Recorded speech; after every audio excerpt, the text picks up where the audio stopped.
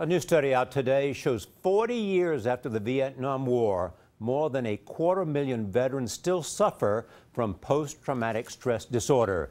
Dr. Jon LaPook has the story of one former serviceman who is still struggling.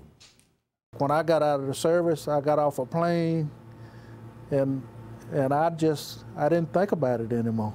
I tried to bury it. But 70-year-old veteran Joe Jackson couldn't bury the year he spent doing ground combat in Vietnam. For the next 2 decades, he felt the urge to be alone, was anxious, and had outbursts of rage.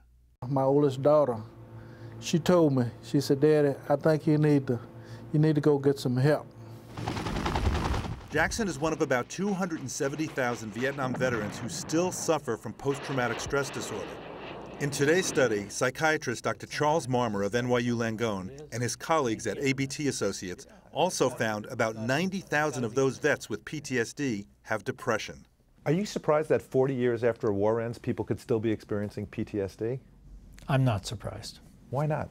In the case of PTSD, the longer people struggle, the more likely they are to be depressed, the more likely they are to misuse alcohol, and the more likely they are to have those symptoms disrupt their family life and their work life, which creates further stress.